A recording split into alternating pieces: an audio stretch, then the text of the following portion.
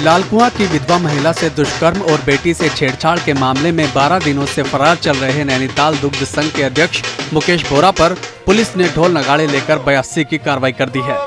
Police ने आरोपी मुकेश बोरा के मुखानी और धारी स्थित दोनों घरों पर कुर्की का नोटिस चस्पा कर दिया है। दुष्कर्म के आरोपी मुकेश बोरा के घर पुलिस ढोल नगाड़े लेकर पहुंची और इलाके के लोगों से बोरा के बारे में जानकारी देने की अपील की। गैर जमानती वारंट जारी होने के बाद से ही मुकेश बोरा फरार चल रहा है। उसे पकड़ने के लिए पुलिस की 5 टीमें लगातार अभियान चला रही हैं। मुकेश बोरा पर विधवा महिला से दुष्कर्म और उसकी बेटी से छेड़छाड़ करने के मामले में पॉक्सो समेत कई गंभीर धाराओं में मुकदमा दर्ज किया गया है। माननीय विशेष न्यायालय पॉक्सो हल्द्वानी जिला नैनीताल द्वारा 84 भारतीय न्याय सुरक्षा अधिनियम के तहत बुद्ध घोषणा जारी की गई है। यदि पलटन बाजार में छात्रा से छेड़खानी की घटना के बाद देहरादून पुलिस सख्ती दिखा रही है। संदिग्धों को हिरासत में लेकर सत्यापन अभियान चलाया जा रहा है। एसएसपी अजय सिंह ने कहा कि सत्यापन न कराने वालों पर पुलिस एक्ट में कार्रवाई की जाएगी, उन पर जुर्माना भी लगाया जाएगा। एसएसपी अजय सिंह के नेतृत्व में मंगलवार और बुधवार को पलटन बाजार और उसके आसपास के इलाकों के बाजारों में भी सत्यापन अभियान चलाया गया। इस दौरान कई संदिग्धों को हिरासत में लेकर पूछताछ की गई। 7 सितंबर को पलटन बाजार में खरीदारी के लिए पहुंची एक छात्रा के साथ दुकान में मुस्लिम कर्मचारी ने छेड़छाड़ की थी। पुलिस ने मुकदमा दर्ज कर आरोपी को गिरफ्तार कर लिया था, लेकिन व्यापारी लगातार बाजार में सुरक्षा व्यवस्था मजबूत करने की मांग कर रहे थे। ये घटना यहाँ पर हुई थी और उस घटना से सबक लेते हुए कि भविष्य में ऐसा कोई ईव टीजिंग की घटना ना हो, तो लगातार सत्यापन अभियान जो है बाजार में चल रहा है। साथ ही साथ इसी तरह अन्य क्षेत्रों में भी जहाँ इस तरह की शिकायत है, पब्लिक द्वारा शिकायत की जा रही, काफ़ी सारे लोग बाहर के आके बसे हैं, किराए पर रह रहे हैं, तो उसको भी पुलिस एक्ट के प्रावधानों के तहत उनका सत्यापन चल रहा है, जो निरंतर ऐसे क्षेत्रों में लगातार जारी रहेगा। चमोली जिले का डुमक गांव फिर चर्चाओं में है।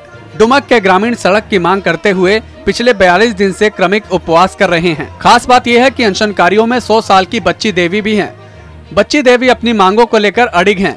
100 साल की उम्र में भी बच्ची देवी कह रही हैं कि जब तक सरकार गांव में सड़क बनाकर नहीं देगी, वो अपना उपवास नहीं तोड़ेंगी। बच्ची देवी लगभग हर दिन धरना स्थल पर पहुंच रही हैं।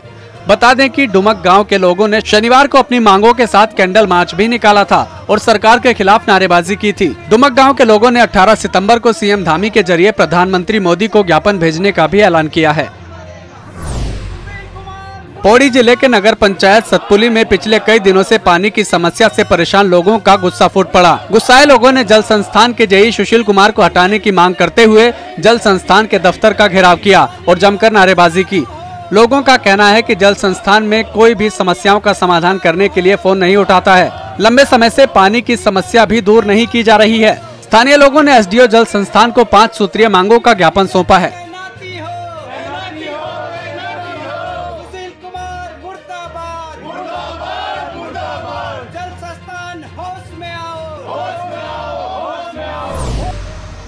देहरादून में हो रही मूसलाधार बारिश की वजह से जनजीवन अस्त व्यस्त हो गया है। डोईवाला इलाके में तेज हवाओं से जहां कई दुकानों और मकानों के ऊपर रखे टीन शेड हवा में उड़ गए, वहीं बारिश में नगर पालिका के विकास कामों की भी पोल खोल दी। भारी बारिश के चलते शहर की सड़कों पर बड़े बड़े गड्ढे बन गए हैं, जो अब हादसों को दावत दे रहे हैं।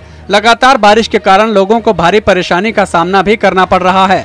भारी बारिश से नदियों का जलस्तर भी लगातार बढ़ता जा रहा है। छोटे नाले भी उफान मार रहे हैं। मौसम विभाग ने पहाड़ से मैदान तक 11 जिलों में 3 से 4 दिन तक भारी बारिश का अलर्ट जारी किया है। कई जिलों में स्कूल कॉलेज बंद कर दिए गए हैं। उत्तराखंड के कई जिलों में भारी से बहुत भारी बारिश के अलर्ट के बाद प्रदेश का आपदा प्रबंधन विभाग पूरी तरह से मुस्तैद हो गया है। प्रदेश के आपदा प्रबंधन सचिव विनोद कुमार सुमन ने कहा कि आपदा को लेकर सभी जिलों को अलर्ट दे दिया गया है। जिन जिलों के लिए भारी बारिश की चेतावनी जारी की गई है, उनके जिलाधिकारियों से बात हो रही है। आपदा की स्थिति में फौरन रिस्पॉन्स करते हुए राहत और बचाव कार्य किया जाएगा।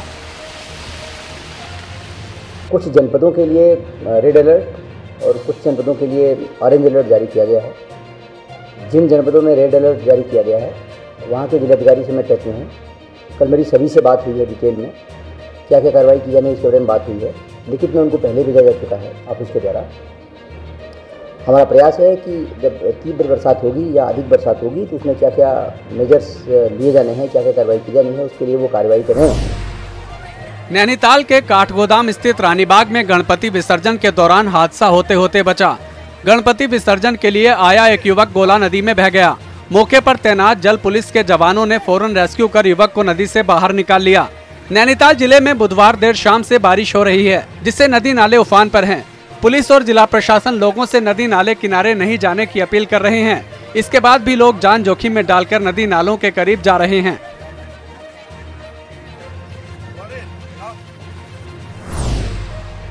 बद्रीनाथ धाम की ऊंची चोटियों पर सीजन की पहली बर्फबारी हुई है। इससे धाम में ठंड बढ़ गई है। ठंड इतनी है कि लोगों को गर्म कपड़े बाहर निकालने पड़े। मंगलवार रात को हुई बारिश के बाद गुरुवार सुबह धाम की ऊंची चोटियों पर सीजन की पहली बर्फबारी नजर आई। बर्फबारी के नजारे ने धाम में मौजूद श्रद्धालुओं को खुश कर दिया। बद्रीनाथ धाम की ऊंची चोटियों के अलावा माड़ा क्षेत्र के पास भी बर्फबारी हुई है। बता दें कि उत्तराखंड में मानसून अब अंतिम दौर में है। मौसम विभाग का कहना है कि मानसून जाते जाते पर्वतीय जिलों में तेवर दिखाएगा, इसलिए संवेदनशील इलाकों में दिन के साथ रात में भी सतर्कता बरतें। अब हेलमेट लगाकर केदारनाथ धाम की पैदल यात्रा करेंगे तीर्थयात्री। लैंडस्लाइड से बचाने के लिए धामी सरकार ने नई पहल की है। सोनप्रयाग से केदारनाथ धाम तक 13 भूस्खलन प्रभावित और खतरनाक क्षेत्रों को पार करने के लिए तीर्थयात्रियों को हेलमेट पहनना होगा। यह हेलमेट यात्रियों को जिला प्रशासन की ओर से उपलब्ध कराया जाएगा। सरकार का कहना है कि इससे यात्रियों की भूस्खलन से होने वाले हादसों से रक्षा होगी। बता दें कि इन दिनों केदार घाटी में सोनप्रयाग से गौरीकुंड के बीच और केदारनाथ पैदल मार्ग पर कई भूस्खलन क्षेत्र सक्रिय हैं। बारिश नहीं होने पर भी यहां पहाड़ से लगातार पत्थर और मलबा गिर रहा है। कांग्रेस ने दूसरे चरण की केदारनाथ धाम प्रतिष्ठा यात्रा शुरू कर दी है। प्रदेश अध्यक्ष करण माहरा की अगुवाई में कांग्रेस सेवादल कार्यकर्ताओं ने ध्वजारोहण किया और फिर सीतापुर से केदारनाथ के लिए यात्रा शुरू की। वहीं कांग्रेस की इस केदारनाथ धाम प्रतिष्ठा यात्रा पर बीजेपी ने तंज कसा है। बीजेपी प्रदेश प्रवक्ता सुनीता विद्यार्थी ने कहा कि कांग्रेस को केदारनाथ प्रतिष्ठा यात्रा नहीं बल्कि कांग्रेस बचाओ यात्रा निकालनी चाहिए। बीजेपी के इस हमले पर कांग्रेस का भी जवाब आया है। कांग्रेस प्रवक्ता गरिमा दसोनी ने कहा कि बीजेपी अपना घर परिवार बचाए और कांग्रेस की फिक्र न करे। देखिए, कांग्रेस पार्टी को बहुत ज्यादा जरूरत है कि जिस प्रकार से वो केदार प्रतिष्ठा रक्षा यात्रा करने जा रहे थे, उनको पहले कांग्रेस बचाओ प्रतिष्ठा यात्रा चलानी चाहिए, क्योंकि जिस गुटबाजी की कांग्रेस आज शिकार हो रही है और पहले से ही है, वो बहुत ज्यादा जरूरी है उनके लिए, क्योंकि उनके वहाँ पे जिस प्रकार से गुट-हावी है, वर्चस्व की लड़ाई वहाँ पे हो रही है। कोई भी किसी को नीचा दिखाने से नहीं चूकते हैं, तो उनके लिए बहुत ज्यादा जरूरी है। इस वक्त तो मेरी संवेदनाएं आप लोगों के साथ हैं। आप लोग कृपया करके अपना परिवार, अपना घर संभालिए, क्योंकि आप लोगों को तो किसी बाहरी व्यक्ति की जरूरत ही नहीं पड़ रही है। बद्रीनाथ और मंगलौर जब से आप लोग हारे हैं दोनों उपचुनाव, तब से तो आपके वहाँ जो नूरा कुश्ती, जो जूतम पेजार और जो सिर्फ टव्वल देखने को मिल रहा है, उसके लिए तो भारतीय जनता पार्टी को अपने ही गिरेबान में झांकने की जरूरत है। पूर्व मुख्यमंत्रियों ने आतंक मचा के रखा हुआ है। एक बयान से धामी जी पार नहीं पाते कि दूसरा पूर्व मुख्यमंत्री कुछ बोल देता है। तो ऐसे में इस वक्त तो संकट काल जो आया हुआ है वो भाजपा पे आया हुआ है। सीएम धामी ने जम्मू कश्मीर के सांबा पहुंचकर बीजेपी के लिए वोट जुटाए। पहले मेगा रोड शो किया और फिर जनसभा को संबोधित किया। धामी बीजेपी प्रत्याशी के नामांकन में भी शामिल हुए। जनसभा को संबोधित करते हुए धामी ने बीजेपी की ऐतिहासिक जीत का दावा किया। कांग्रेस और राहुल गांधी पर तंज भी खूब कसे।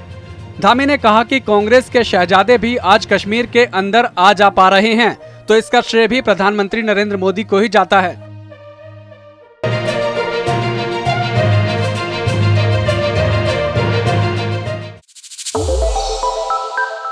श्रेष्ठ उत्तराखंड पर खबरों से जुड़े रहने के लिए चैनल को सब्सक्राइब और लाइक करें, बेल आइकन दबाएं और देखते रहें श्रेष्ठ उत्तराखंड।